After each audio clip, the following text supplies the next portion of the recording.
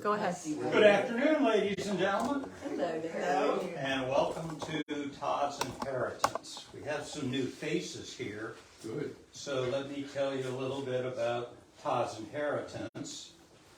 It is a piece of property that was first patented by Englishmen, or actually a Virginia colonist who hailed from England in 1664. So there's been a presence of the Todd family. His name was Mr. Todd. Thomas Todd. And he brought his family and a number of servants and so forth, slaves, from Gloucester, Virginia here in 1664 and got a land patent, ultimately for maybe 1,000 acres of land. And this place operated as a plantation with slave labor, raising tobacco, all kinds of vegetable crops. They trapped up in the Black Marsh area. They built boats. They were just kind of a, all-around investment, extractive industry kind of family. And but unfortunately, during the War of 1812, when the British landed, people don't know about this. You heard about the bombardment of Fort McHenry, right? You know about that in the Star-Spangled Banner? Mm-hmm. Did you know there was also a land battle that went along with that? You never hear about that. That was on the 12th of September. The bombardment of Fort McHenry was the 13th and 14th. The difference was there was a poet named Francis Scott Key who witnessed the bombardment of Fort McHenry, and he wrote a poem and set it to music, and it's now the Star-Spangled Banner. So all the attention's on Fort McHenry. But a 5,000-man British army landed down here at North Point and marched up this road. Now, the British policy in the Chesapeake during the War of 1812 was, if they landed on your property and you gave them what they wanted, and they'd give you bills of credit, which, maybe it'd be worth something sometime, they'd leave you be. If you showed any kind of resistance, you got burned out. Well, the Todd's place, you can see down to the Bay Bridge, was used as a lookout point, as were other properties around here, and they had a flag system. One came from Annapolis up to some other point, and then to here, so it pre-telegraph, nobody knew how to communicate electronically. But because Todd's offered resistance, the head of the household, in fact, Bernard Todd at the time, rode out with the militia dragoons. So they showed resistance. The British landed. They marched up North Point Road, right out here, it's still there, up to the modern area of Charlesmont, if you know where that is, where the 7-Eleven, where Trap Road comes into North Point Road. Those roads were there in the early 19th century. And there was a battle fought there between American militia and the British Army. About 3,200 men on the American side against 5,000 on the British side, but not all of them were engaged. But the Todds, when the whole thing was said over and done with, the Todds had been completely burned out. Everything. Somebody came down here and said whatever house they had was gone. All the outbuildings were gone. The livestock was gone. The British probably helped themselves to it. So the Todds rebuilt, and the house you're sitting in is the house they started rebuilding about 1818. And the Todds lived here until 1974. The property shrank, but the house stayed in the Todds family until 1974, when a private individual bought it and tried to restore it, but it was too expensive for him. And eventually, when I worked for the Maryland Park Service as the park historian, we were getting North Point State Park set up. This was right on the periphery, and I saw it, and I thought, someday it's going to be ours, and sure enough, it became the state's.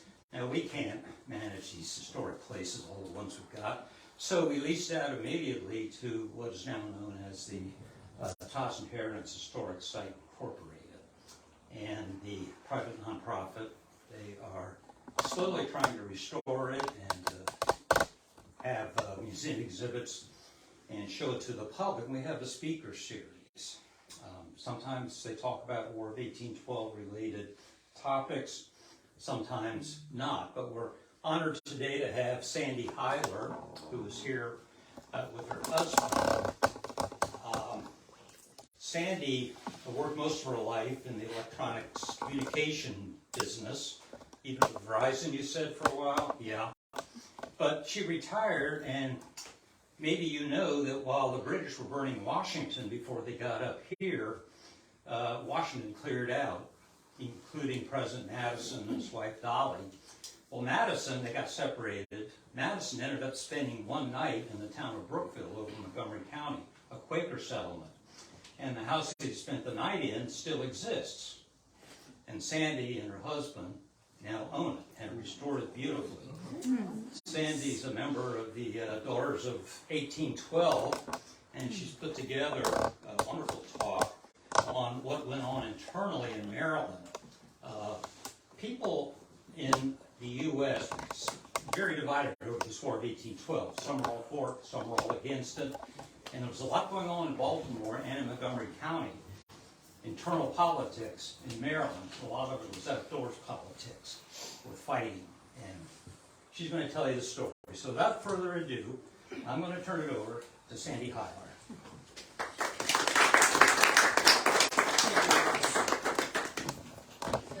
Before the first shot was fired in the War of 1812, Baltimore declared war on some other Americans, among them other Marylanders. I've taken this title from a recent book by a member of the Massachusetts House, Josh Cutler, and he called his book Mobtown Massacre. So this is a talk about three subjects that I think never get old: politics, the media, and violence, including murder. This is also about a flawed hero. In 1812, the British were engaged in a war with France. They had been at war since 1793, when Napoleon first came to power. And by 1812, that war between Britain and France had moved to the Iberian Peninsula. This is a picture of a battle that occurred in Spain during that war. The spillover effects from that war in Europe had a big impact on the United States, and I'll talk especially about the spillover effects of that war on Baltimore, because they were significant. So, in 1812, the United States was as split politically, you'll find this surprising, as it's ever been. There was a really bitter, nasty polarization between the main parties. And so I put up this quote from George Washington because he saw the political parties when they were first formed. And among the things that he said about political parties was they are likely in the course of time and things to become potent engines by which cunning, ambitious, and unprincipled men, he's only talking about men, will be enabled to subvert the power of the people and to usurp for themselves the reins of government. And in 1812, everything that George Washington was worried about had occurred. So the two main parties at the time were the Federalists and the Democratic Republicans. Be careful of this, they were called Republicans for short. They had nothing to do with today's Republican Party. And in fact, the same party a few years later was called Democrats for short. They didn't do this on purpose to trick historians, but it does. So whatever connection you have in your brain between these Republicans in 1812 and today's Republicans, just sever that link. It's a different party. Okay, so here's the difference. The Federalists believe in a strong federal government because the big fear is that this very fragile union of states will come apart, particularly as the country grows larger towards the west. Getting land grabs will cause the union of all those states to come apart, and it will be smaller unions of, say, New England, or maybe New England plus New York, and then the middle states, and New York might go with New Jersey and Pennsylvania in the middle states, and the South. And in fact, later on, the Union did come apart into two parts over slavery, but it was a real fear of the Federalists. And the Federalists were opposed to the war because, number one, we couldn't afford it, and number two, we couldn't win it. And they were right on those terms. So the Republicans believed in a small federal government. It should be just strong enough to protect the states from each other, and no stronger. And they were for the war. They clamored for the war because we were an independent country. We had won the revolution, and the British didn't seem to recognize that. And so the idea was, we need to teach them that we're an independent country. So there was a very dark side to this whole division too, and it had to do with class. So the Federalists were generally elitists. I mean, nobody disagrees with that. They didn't trust the masses. Many people called them monarchists, and some of them were monarchists. The Republicans, on the other hand, are populists. So, and they're populists that verge on anarchy, and many of them were anarchists. And they were, in general, not all of them, rabble-rousers, and there was a lot of rabble to be roused. Okay, they also had very different attitudes towards the British and the French. So the painting on the right sort of exhibits what the party leaders believed about the French Revolution, which hadn't been over for that long. Republicans viewed this as the masses rise up and they overthrow a despotic king and a corrupt aristocracy, and they created a republic of liberty, equality, fraternity, vive la France. So, in that case, and they realized that the French had helped us during the Revolution, so they're very pro-French, and the enemies of the French are the British, so of course they're very, very anti-British. And this is not a little bit of bias. This is very, very strong bias. The picture on the left is, yes, we're talking about the left, okay, exhibits what the Federalists, the leaders of the Federalist Party, thought about the French Revolution. And when they thought about it, was, what happened next? Well, of course, those very same masses began the Reign of Terror. And they killed thousands of people. They were barbarians. They were absolutely terrible. And the Federalists view it that way, and they think of the French as barbarians. We can't trust them, so they helped us a little bit during the Revolution. They're perfectly terrible people, and the British, at least they're not barbarians. So we think they could be corrected. So the political divide had a real regional flavor to it. So this is a map that was taken from the presidential election of 1812 when Madison was reelected. And New England generally voted Federalist, in fact, pretty heavily Federalist. The southern states voted Republican, and the middle states, including Maryland, were internally split. So Baltimore had a population, I took a little tilde to show that it was about 50,000, and it's because immigrants were pouring into Baltimore all the time. So really, the population was growing practically daily. It was certainly the largest city in Maryland and the third largest city in the country. It was an extremely important port and shipbuilding center, and it was a Republican stronghold. Baltimore was a commercial boomtown. Montgomery County, on the other hand, was quite affluent. It had a population of about 18,000, and more than a third were enslaved. About 38% of the people in Montgomery County were enslaved. It was split politically based on voting district. And so the two districts, which are outlined in green, the ones on the right, were where Quakers predominated, and Quakers were Republicans. The rest of Montgomery County was Federalist. So the part that's outlined in orange was Federalist.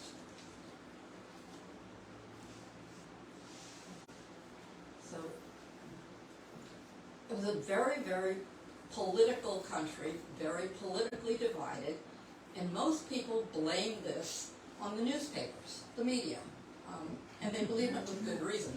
Newspapers were really party rags.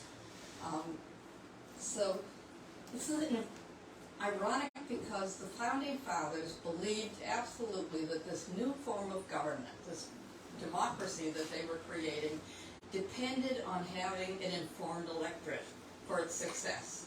And the way to inform the electorate would be through newspapers, which of course would have to be delivered by mail.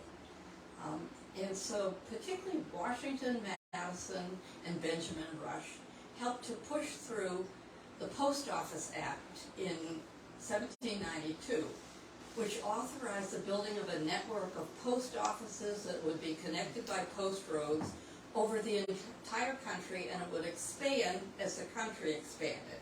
So it was no accident that the first Postmaster General, when we were still colonies, was the printer Benjamin Franklin, who was also the publisher of the Pennsylvania Gazette, because newspapers got delivered via mail.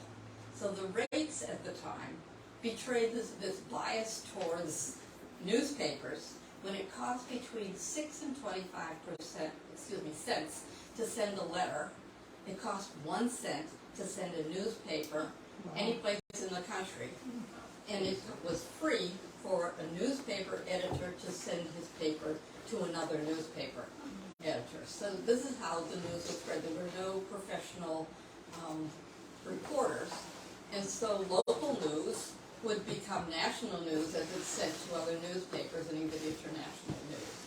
That's how you got news over the whole country. In 1810, there were 365 newspapers in the whole of the United States. In 1820, there were 1,200. So I mentioned that there were spillover effects from that war between Britain and France that was going on in the Iberian Peninsula. And one of them that had a tremendous impact on Baltimore was the impressment of sailors. So Britain had a large number of ships and they needed a large number of sailors. The British Navy was a miserable place to serve, and whenever the British would anchor someplace, as many sailors as possible would escape. So serving in the American Navy, or especially on American merchant ships, paid a lot better, and it wasn't so miserable.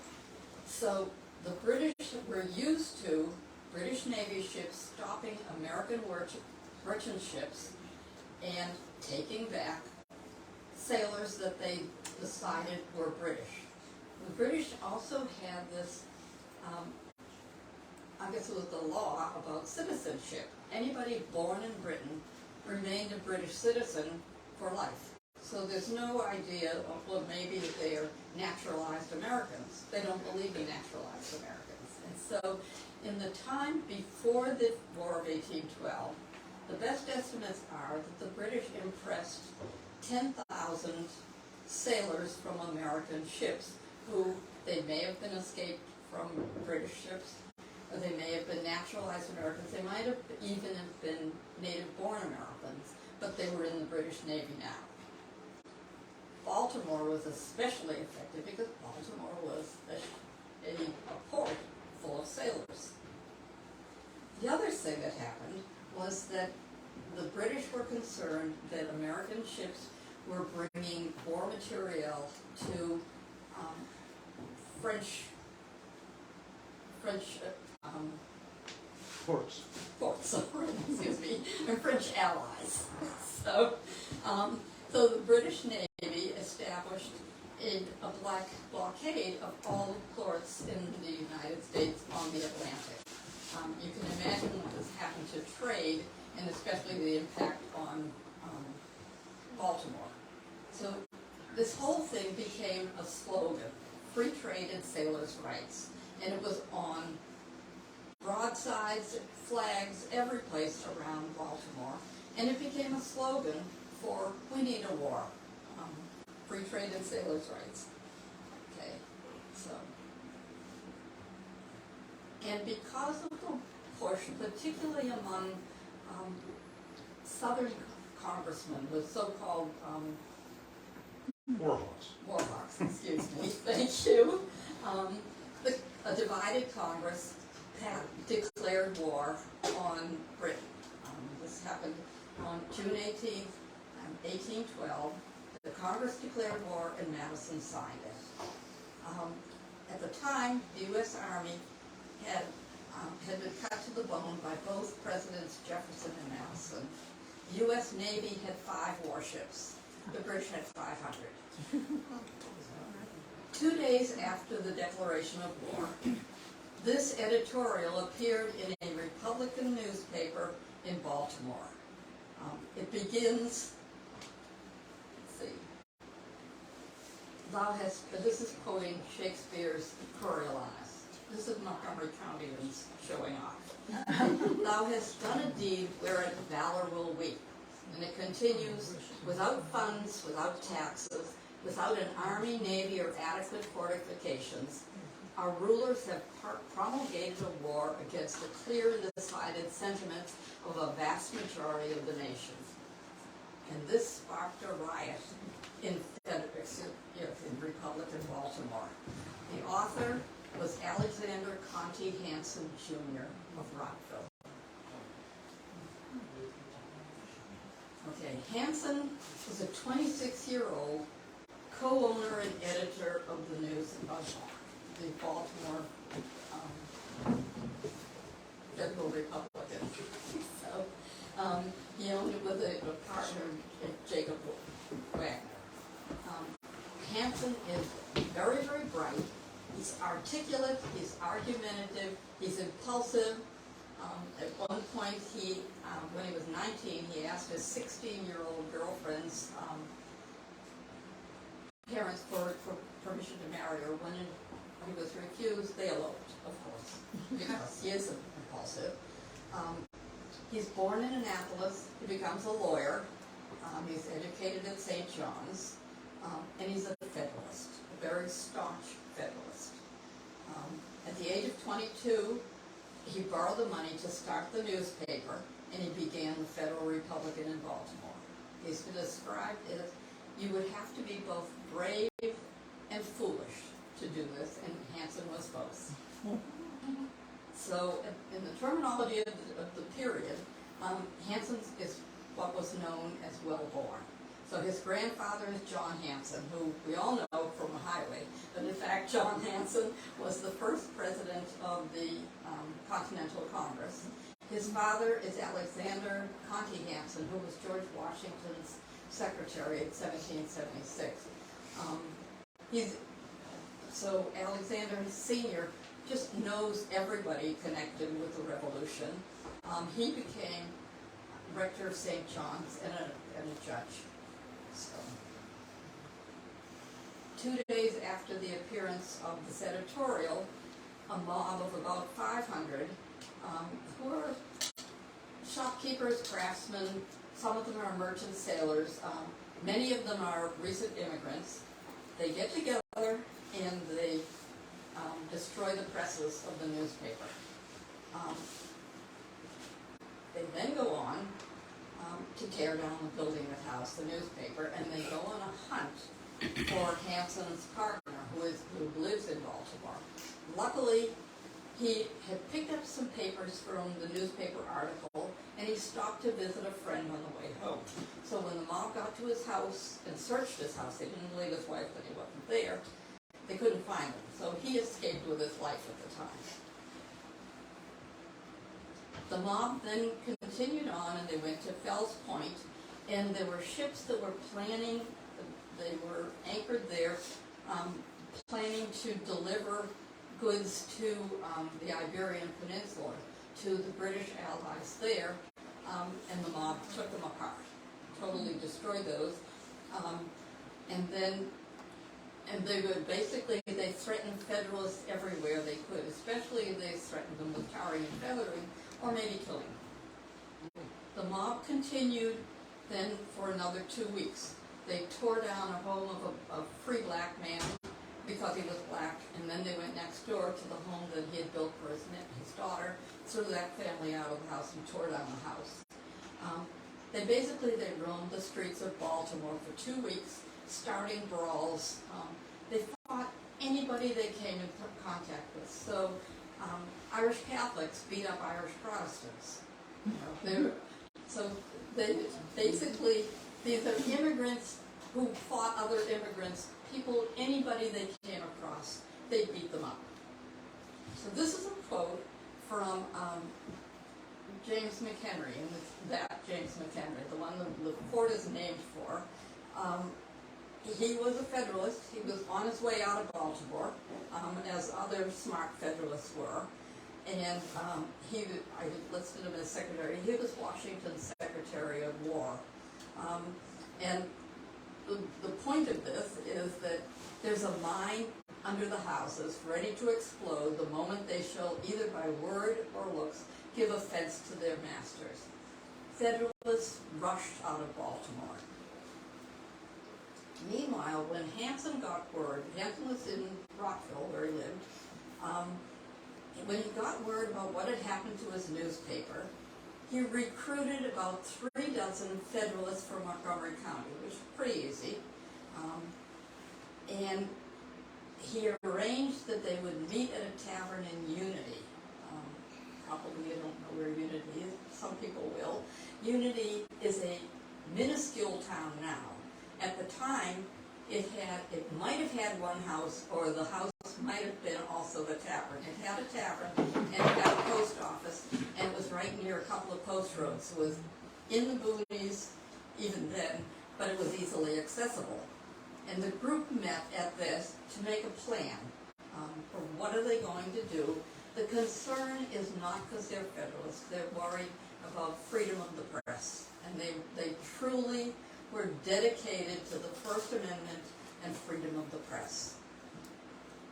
So they call themselves the Spartan Band because they're more educated than they need to be, and they are a little bit of show-offs, naturally.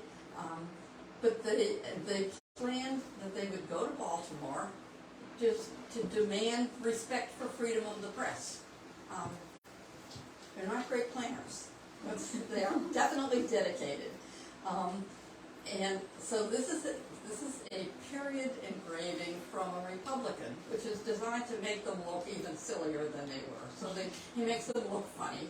They knew that Baltimore is a very, very dangerous place, so some of them were going to be armed, and the ones who wouldn't be armed, they didn't have guns, then they would have hatchets. And so this is showing them doing an Indian war dance. This is the title of this is The Conspiracy Against Baltimore, or the War Dance at Montgomery Courthouse. Rockville at the time was known as Montgomery Courthouse. Hanson is in the middle with the devil's horns on, and he's whispering to a guy whose name is Harper, so he's showing.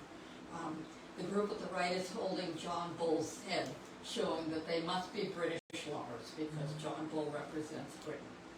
So Hanson agreed that he would rent a house in Baltimore, and he rented this house at 45 South Charles Street. And the group would go to Baltimore to demand that these Baltimoreans respect the First Amendment and the freedom of the press.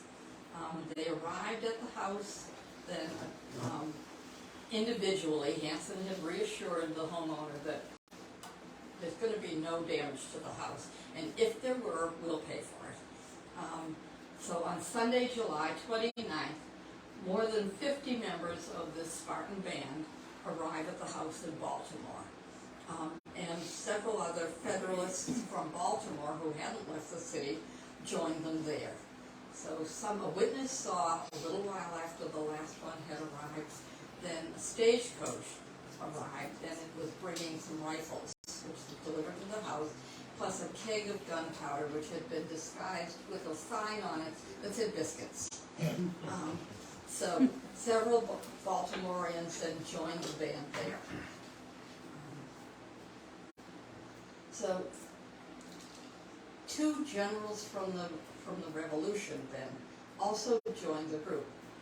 Many of the Revolutionary heroes were Federalists, and they also were really disturbed by this whole issue of the freedom of the press. And so, and they're friends of John, of Hanson's father. He's dead at this point, but they know Alexander Hanson at this point. And so one of them is Light Horse Harry Lee, who actually, there's stories that circulated about him that he had held off a whole regiment of British regulars in a house when he only had 10 people. Might be a little far-fetched, but but that was the story. So he seems like the perfect person to be at this house in Baltimore. And then General James Lincoln, who also knew Hanson, and they're committed to this freedom of the press. They're also Federalists. So with Hanson's agreement, Lee takes charge, and they agree that, or he tells them, one man will be assigned to each window. They should stay out of sight, but be watching out the windows in case somebody comes over the back wall, or in case Baltimoreans approach the house. And they did. So the day after, on July 30th, a huge mob, this is about 1,000 people at this point, around this house in Baltimore. And they're, many of them have clubs, some of them have guns, and they're basically, they're out to kill these Federalists. So Mayor Johnson came out to talk to them. The usual way, the country has always had mobs protesting something, and the country has always had riots. And the usual thing that happens is that the mayor will come out and they let them riot for an hour, and then he talks them into calming it down and dispersing. Well, this riot was having none of that. At one point, the mayor sent a message to General Stricker saying, I think maybe you need to call out the militia. And Stricker's response was, the Baltimore militia is not going to come out to save a bunch of Federalists. Forget it. And I'm not coming either. So the mob begins to attack the house. They break the windows, they're throwing things, and the mob is really just looking for blood. And at one point, a guy who is called a crazed druggist. He actually is the person who developed some electromagnetic treatments for some diseases. His name is Thaddeus Gale, and he actually breaches the front door of the house, breaks in, and he's immediately shot to death by a Federalist in the house. Another shot brings out them from the mob outside, and one of the Federalists inside is wounded. The mob manages to pull Gale's body back out from the doorway. They close the door, and in one of his worst ideas yet, Hanson says, I think we should fire a blank shot over the heads of the mob, get them to disperse. And so they did. From the second floor window, they shoot it, they fire a shot over the heads, and the mob does disperse for a minute. And they come back very shortly afterward with a cannon, which they aim at the front door. Okay. So at this point, Major William Barney, who is the son of the Commodore, he's mounted militia, and he arrives with several other militia officers, and and he proposes to the mayor at this point, and by then, so the Attorney General, John Montgomery, had shown up to the house, because he lived on the same street, and so he suggests that this is really dangerous, and the later it gets, the more dangerous it's going to become. So he talks to the Federalists in the house to suggest that he'll station some militia officers in the house to protect them overnight. And they finally agree to that, and he talks to the mob to say he's going to do this, and this will keep the Federalists from escaping, so they will be tried for killing Thaddeus Gale. And the mob ultimately agrees to that. So the militia officers are stationed in the house overnight, and the mob does not do any more. They definitely don't disperse. Okay, on Tuesday morning, then, the Federalists have been in the house for a day and a half, and it's been a bad day and a half. And so they're running out of supplies, they're exhausted, the mob is getting worse and worse outside. And so by this time, General Stricker shows up at the house, and the mayor and the General Stricker and Barney, who's, I have no pictures of William Barney, agree that the best approach would be for the mayor to talk the Federalists in the house into going with him and allowing themselves to be locked in the Baltimore jail for their own protection. And they convinced the mob, took some convincing, that if that happens, then the Federalists won't be able to escape, and they'll be able to be tried for this killing Thaddeus Gale. It's not easy to convince them, but in fact, Barney especially had a way with words, and he convinced the mob to do this, and for many of the leaders of the mob to help to organize this square that they could surround the Federalists and get them safely to the jail. So these three people accompany this group, which is surrounded by Barney's militia and then the few people from the mob who agree that they will protect them. And the whole idea is don't let word get to Fells Point, because Fells Point is infinitely worse and more aggressive and mob-like than the people here. But so of course the word is already at Fells Point, and they're already planning an assassination. So it's a mile walk. I've marked the place on the map where the planned assassination is going to take place. It's a vacant lot which is loaded with stones, and so the mobsters from Fells Point plan to disable the militia by hitting them with stones and then massacre the Federalists who are in the middle of this square. So they're accompanied then by Johnson, Stricker, and Attorney General Montgomery, and they pass the original mob and the Federalists pass the assassination point before the Fells Point mob gets there, and so they're early and they make it to the jail. During this whole process, one of the Federalists escaped, John Thompson, and part of the mob broke off to chase him.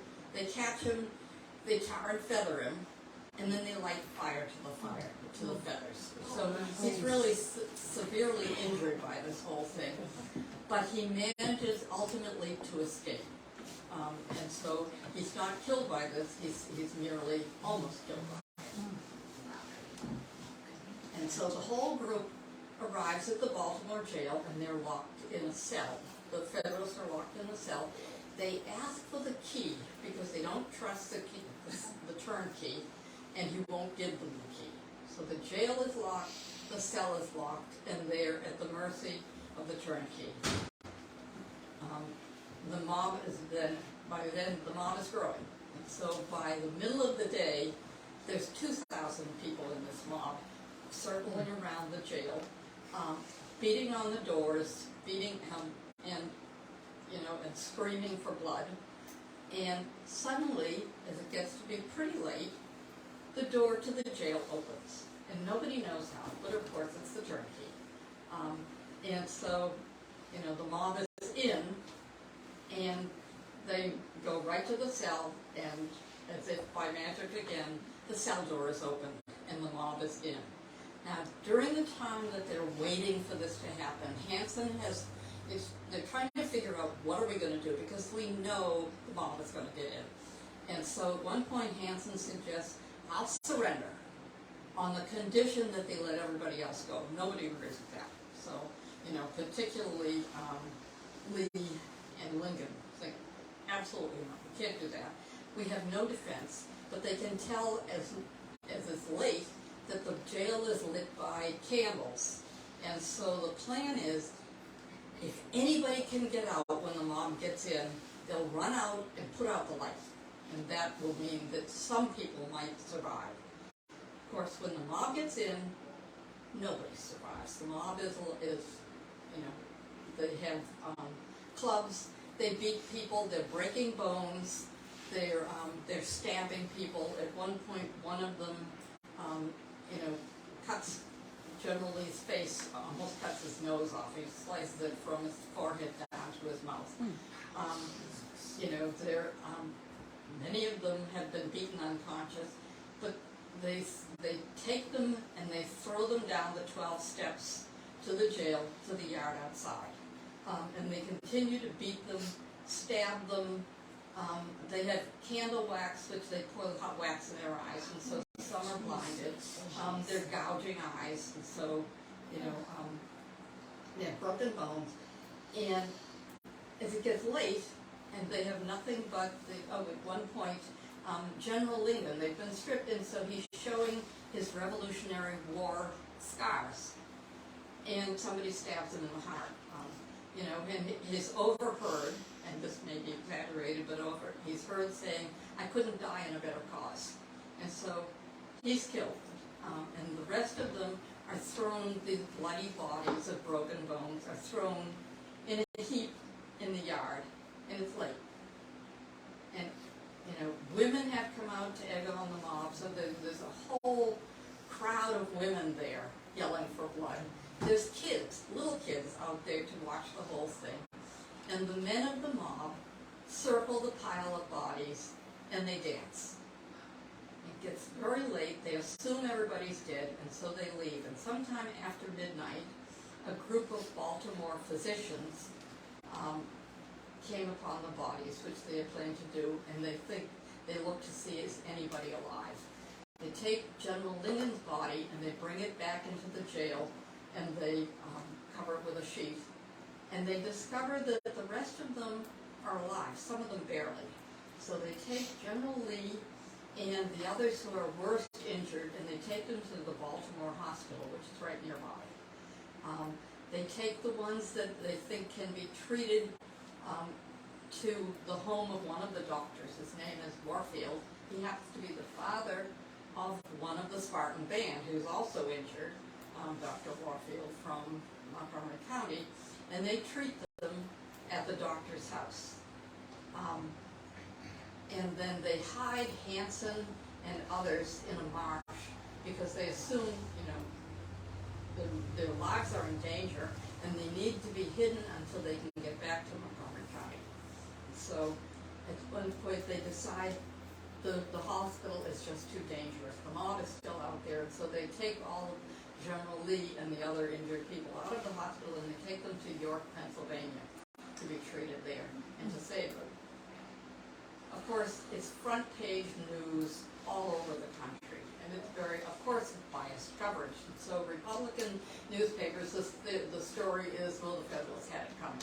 You know, they caused this whole thing. They brought it on themselves. And the Federalist papers all focus on the fact that this is Baltimore. It's out of control, and probably the first use of the term Mobtown for Baltimore is here in the Trenton Federalist, which is called this. Okay, even President Madison, who is a very, very staunch Republican, says they shouldn't have done it. That's all he could bring himself to say. Okay, it's like a bonanza for the British press because it's what a bunch of hypocrites they are in the United States. They're so proud of their Constitution and a free press. Well, here's what they did. So it's a propaganda coup for the British. New subscriptions pour in then to the newspaper. They get 300 new subscriptions, including this one from Paul Revere. Hanson is lionized in Boston, which is a Federalist stronghold. So the funeral of General Lyndon takes place in Georgetown. It's at his home, or his property, on September 10th. And he's buried at the family estate. all the shops in Georgetown are draped in black.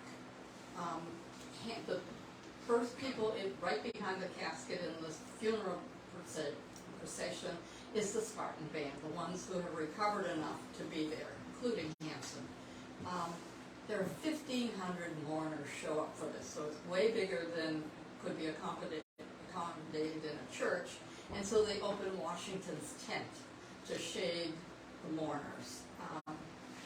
So there are mourners there from Montgomery County, certainly, from Baltimore County, and from Baltimore Federalist County, from Frederick County, Charles County, Prince George's, all over Georgetown, from Washington, D.C., and Alexandria. So George Washington Parke Custis, who's the step-grandchild of George Washington, gives a 2-hour eulogy at the service. President Madison does not come, and he suggests to the military that they shouldn't. I used to just love him, and now I think he had to play.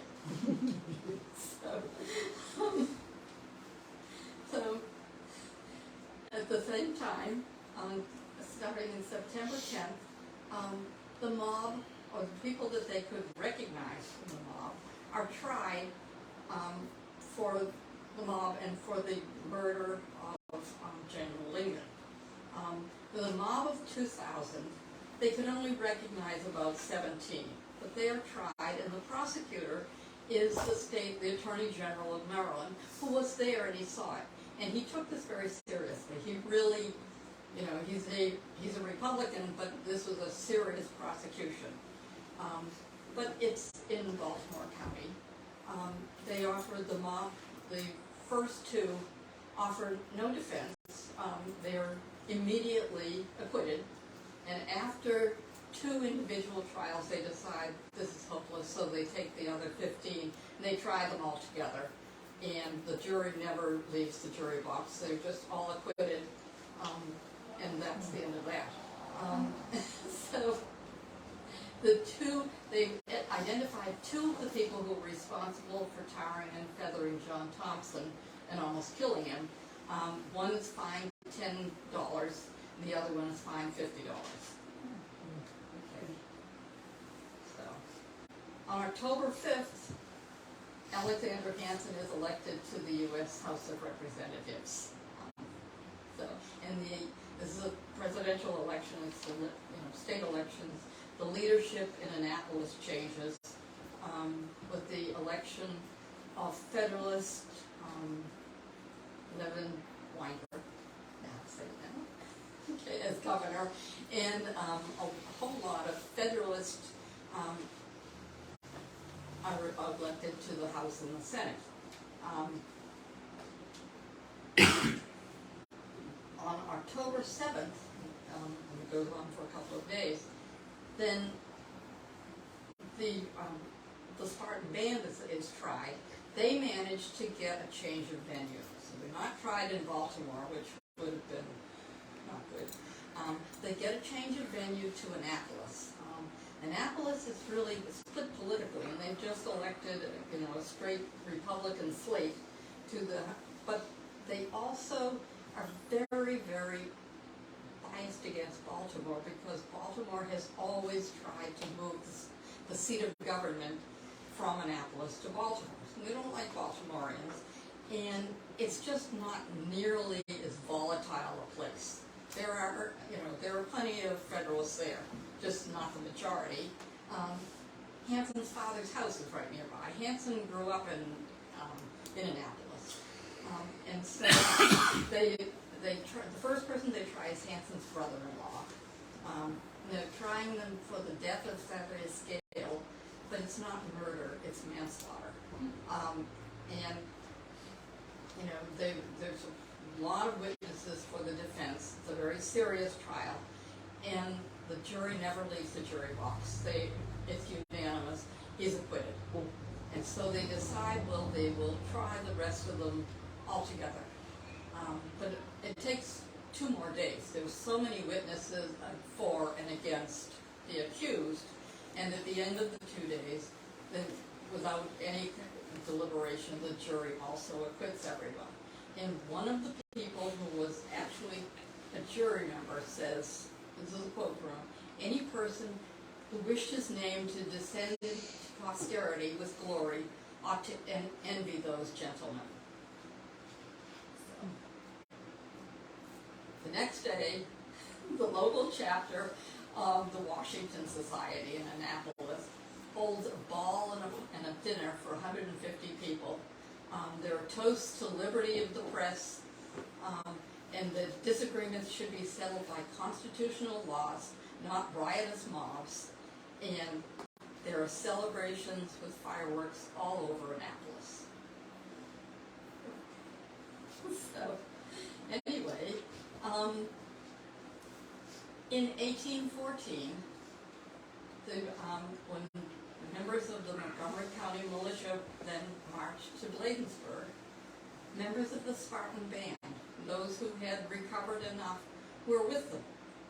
They fought in the battle, and one member of the Spartan band died at Bladensburg. So, and then after the Battle of Bladensburg, they actually, the Montgomery County militia, moved on to man the battlements in Baltimore. These are Federalists. Many of the members, most of the members of the Montgomery County militia are Federalists. They may not be great soldiers, but they're patriots, and they believe in the law. So, we all know that on August 24th in 1814, the British then burned the public buildings in Washington, they burned the Capitol. So when the Congress reconvened with Alexander Hanson, he had been reelected again in 1814. They meet at Blodgett's Hotel, which is where the patent office was, because they couldn't meet at the Capitol anymore. So in 1816, Hanson was assigned a vacant seat in the U.S. Senate. In 1818, the Senate, including Alexander Hanson, voted to reestablish diplomatic relations with the British. So, a couple of months after that, Alexander Hanson left the Senate and retired to his wife's ancestral home in Howard County. And shortly after that, he died at the age of 33. Wow. So, one of my sources is an expert on mobs. And the country, when we were still colonies, and certainly afterward, has always had mobs. The United States and those American colonies believed in protest by riot. But there was, I chose these four, partly because I knew a lot about them, and partly because I could easily get pictures of them. And mobs had, traditionally had two goals. First, they had to do some public damage that would be lasting. And so, damaging property was a standard thing. Throw the tea in the house. Dump the whiskey. The one in Boston in 1765, they tore down the colonial governor's house and destroyed his furniture. Their second goal was to humiliate whoever they believed. So hanging an effigy with a big one, doing anything to make them look forward, even tarring and feathering. So at the Whiskey Rebellion, they tarred and feathered the tax collector. But it wasn't meant to kill him, or even to permanently maim him. Okay, the Baltimore mob is the first instance that, at least that historians know much about, where they were out for blood. And that name, Mobtown, stuck to Baltimore. So the old mode of response, where the mayor goes out and he talks to the people, he lets them riot for an hour or so, and then they all leave, didn't work anymore. And definitely didn't work in Baltimore. It worked in unified communities where they knew the person, the mayor, whoever it was, in person, and so he could convince them. Baltimore wasn't that kind of place anymore. It was a big city, and Baltimore is still known as Mobtown. Okay. So General Lee never recovered. He was blinded. He had gone to the West Indies in hopes that the climate would help him to recover. And after 4 years, he decided it's never going to get better. He wanted to go home, and he died on the way back on an island off the coast of Georgia on the way back. And in 1820, Hanson's closest friend during his years in the House and then in the Senate, Daniel Webster, petitioned the Massachusetts legislature to name this town in Plymouth County for Hanson as a hero, the champion of a free press. And of course, the town did.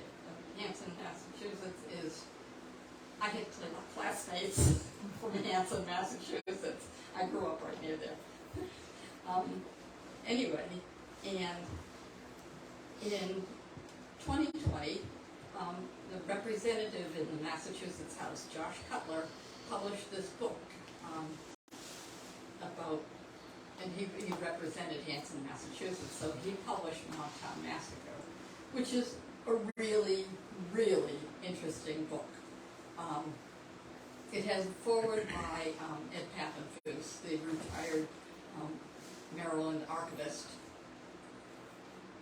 and it was one of many sources that I found very useful, including this other, Paul Gilger, who was the expert on mob behavior. And then, of course, the only place that you can get Maryland voting records by county and voting district is, of course, the archives. It's everybody's place, certainly Ross's place. And then the one place that I found has presidential voting records is Tufts University, and they make them available. So that's the end. And I'm happy to answer questions or let you escape. No tarring and feathering. I've got a question. Yeah. Who were the immigrants? Like, where did they come from? You said the immigrants. There's lots of immigrants. They were from all over, but most of them were Irish or German. Oh. Okay. And many Irish, including, I think the majority were Irish Catholics, but also a lot of Irish Protestants came. Okay. Was the American Aurora still publishing at that time of the loss? Yes. And if so, what did their editorial say about it? It said those rotten Federalists got what they deserved. They brought it on themselves, and they never should have gone to Baltimore. What did they expect? Right? I mean, they never did like Federalists. But most of these retired military from the Revolution were Federalists, and certainly the officers were Federalists. And McHenry was, of course, a Federalist. If there are no other questions? Well, thank you, Sandy. A couple more things to talk about briefly.